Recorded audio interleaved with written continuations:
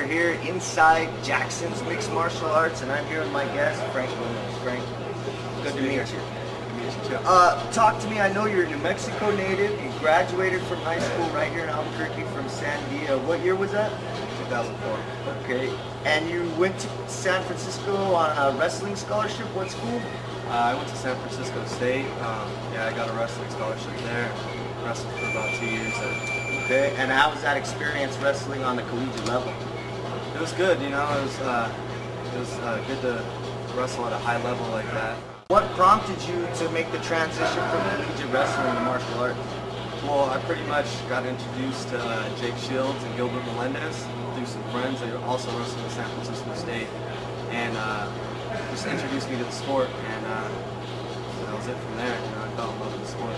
Because I kind of got tired of the old routine wrestling, doing the same moves over and over, just wrestling.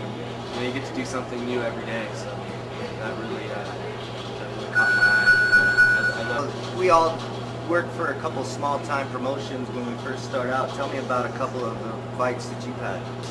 I fought twice for the Global Knockout organization out in Northern California.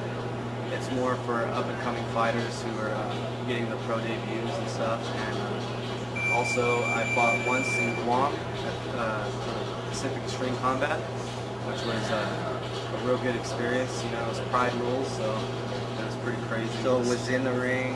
It was in a cage, but there were stomps and soccer kicks and knees to the head on the ground. Really? It was fun. It was fun. And what was that like getting to go to Guam? What are the fans like out there? Fans were really cool. I mean, I expected, I fought a guy from Guam, so everybody was booing me, but the fans were real nice, afterwards. Really get into mixed martial arts out there. It's a good place to fight. What brought you back from California back to Albuquerque, New Mexico? Well, I was pretty much working 2 to 3 jobs and fighting out there.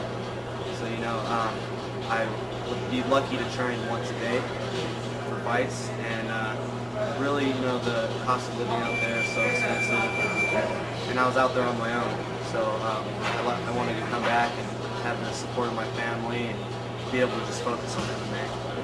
Okay, and so then you came back to Albuquerque, started training at Jackson's, and talk to me about your transition, how you got your spot in the WEC. I pretty much, came here, and Greg Jackson and Mike Van Arsdale, they run our practices, so so that I pretty much caught their eye, and they're the ones that got me to the WEC. They're the ones I should be thankful for it. Okay, so WEC calls up Greg and says, "You have anybody to throw on the card?" And they said, "Yeah, let's try to give Frank a try."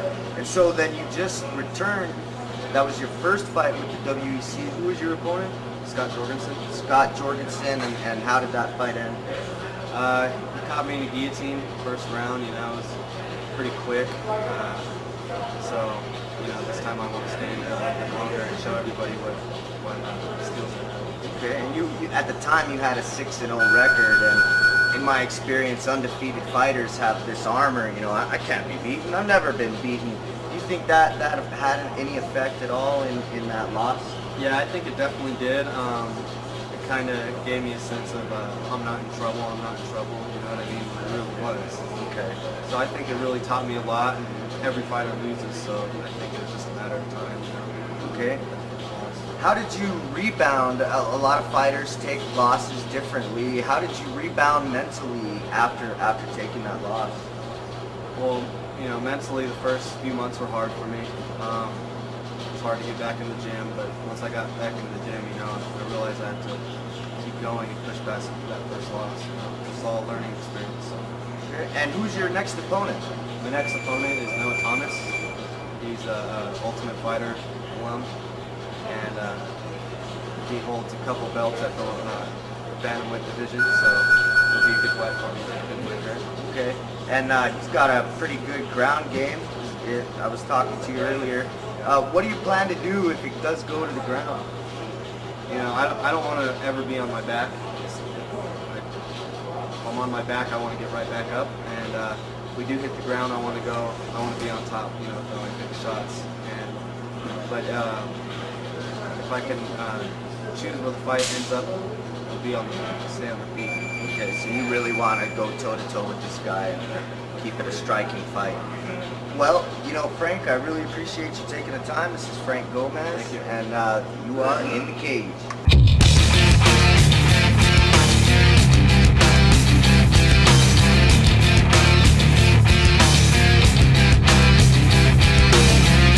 He said, she said, we said, it's complicated, sat down, what's that sound? I passed out, every now and then, give away everything I wanted. In the cage. Hi, this is Frank Gomez, and if you haven't been to NewMexicoCombatSports.com, you'll know who's fighting.